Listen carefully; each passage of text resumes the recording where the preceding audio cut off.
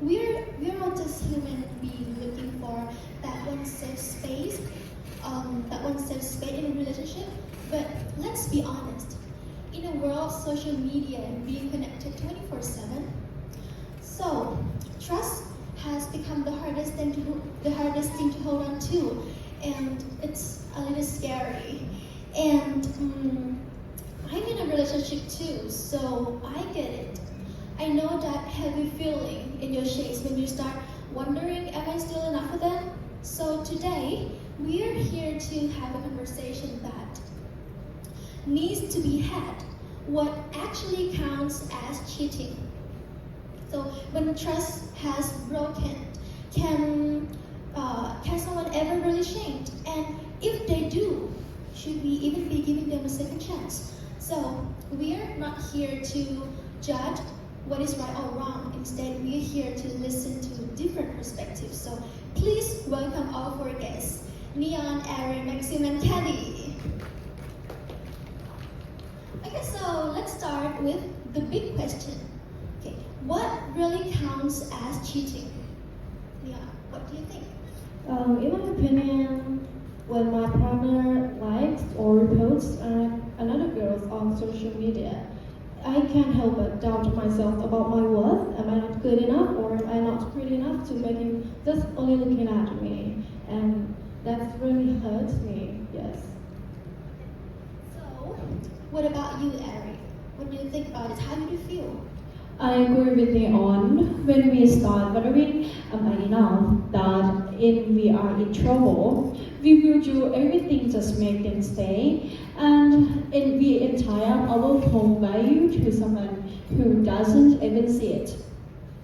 So it's almost like comparing yourself to someone else, right? Okay. Yeah. So, what about you, Maxim? What's your perspective? For me, flirting doesn't have to be something obvious. It can be a small things like giving someone God's eye, whether how it happened in front of the partner or behind the back, or even physical touch like getting too close or touching someone. It crosses the line for me. Once something that's done behind the partner back, it's already feels untrustworthy, and that's often how cheating starts. Oh, it's like physical cheating, right? Okay, Candy. After hearing all three perspectives, do you have a different view? I think it's all about an agreement between two people. If both partners clearly talk about their boundaries and define their relationship mean, then cheating happens when someone crosses the line. Even small things done behind your partner's back can be seen as micro cheating. Okay, ladies, have you heard this new term called micro cheating? Yes. Okay, it's a small thing that you do that could come off as infidelity without being physically unfaithful. For example, you are not sleeping with anyone, but you may still be doing this behind your partner's back, like liking someone's photos or crossing physical boundaries or saying you're single when someone asks you. Yeah, that's a behavior that can be very difficult to accept. Yes, exactly as like our Dr. Molly Bauer said, micro-cheating just a small behavior. They just only might be hard to prove, but clearly they cause a lot in a relationship. But okay, can we just be honest for a second? If we look at the biology of this, humans aren't really built to be with one person forever. I feel like monogamy is more of a social thing. It's like a rule book we made up to keep family organized, but it's not actually how we are wired. I mean, I get it, Candy. It's true that evolution-wise, we are basically wired to reproduce for survival, but we have a part of the brain called prefrontal cortex for self-control. Yeah, that's what sets us apart from animals. And we actually have a power to choose to be faithful, even when our instincts are, well, telling us something else. So those rules exist so we can live together in peace, right? And without them, we're going to be like messy. The world will be messy. You're going to face like financial problems, sexually transmitted diseases, or even argument within families. So basically, those rules are what keeping us from falling apart. I mean, it's true, right? Every action really does come with a price. And speaking of that, you guys, I have this case that actually went viral globally back in July 2025. It's a story of Andy Byron, the CEO of the famous tech company Astronomer, and he was caught by the Kiss scam at a Coldplay concert in Boston while he was like standing there hugging his own company's CPO, and as soon as he realized his face was up there on the big screen, and the two of them just like immediately pull apart. Yeah, and it was uncovered later that both of them, actually already have families. See, that bad, it's really bad. Okay, and just recently, the CEO has been placed on leave and is under investigation. And this truly the price we pay. Yeah, that's right. And okay, with so many news stories about infidelity this day, okay, the question is, why do people cheat? So I think it's more than just about sex. Cheating is usually a sign of deeper problems like money strain or feeling lonely when they are together. So when people feel unseen or unappreciated, they start looking at attention or something new somewhere else. Honestly, I think it's hard to explain cheating with just one reason. Some people cheat because they're chasing desire or excitement, and others, well, they don't want to even leave their partner, but they do it just for fun. You know, I once asked this question to my ex, and you know what they said? They said, I didn't even know when or why I did that. Can you believe it? I believe it. Yeah. And they even said that I was pretty and perfect for them, but they just keep liking, commenting, or even slides on other girls' DMs. And what hurt the most is they see my heart breaking, but they just keep doing it again and again. Yeah, when someone does something behind their partner's back, you gradually release a dopamine. It's like rewards, and that make you feel excited and obsessed. It's actually just like an addiction, the same feeling as drug, gambling, or winning a bet. Your brain gets addicted to the thrill, your heart races, and you keep craving to the next hits of excitement. So ultimately, we all have the woman right, but not everyone uses it as an excuse to cheat. So do you believe once a cheater, always a cheater? Candy, I want to hear your opinion. For me, I think it's unfair to assume that cheating once means someone will cheat forever. People have different perspectives, and if they shoot too, they may not repeat the same mistake. But honestly, if they keep cheating, I don't see it as a mistake anymore.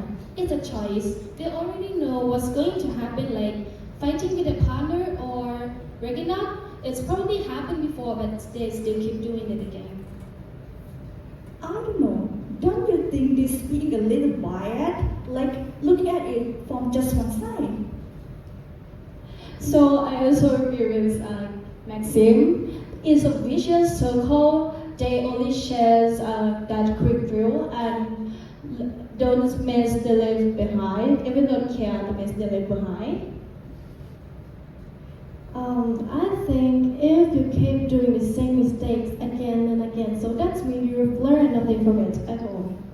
Could it be that we are just assuming it's cheating when it might actually mean nothing? Because what we see as suspicious may be normal behavior for someone else. Well, but if you look at it this way, if you cannot make your partner feel comfortable in the relationship and you choose not to change, that's the serious problem and that can lead to a breakup. A relationship should be going steady when two people in a relationship feel comfortable, respect, and emotionally safe. Okay, this is wow, such an intense exchange between unintentional intent and shadow feelings, and it's so delicate. But let's talk about the aftermath, the effect. Suppose it had already happened and someone crossed the line. The question is, should we give a cheater a second chance? And can a broken trust really be repaired? So forgiveness, sure, but going back to normal is the hard part. Once heart is broken, staying with them turns you into someone you even don't like. Is always anxious, checking their phone and asking, "Am I not enough?" That's exactly how you love yourself. Yeah, agree. That can easily turn into a toxic relationships. The person who was cheated on end up with the feeling distrustful because of the trauma. I wouldn't say it's wrong though. If they change their behavior, it's fine to give them a chance.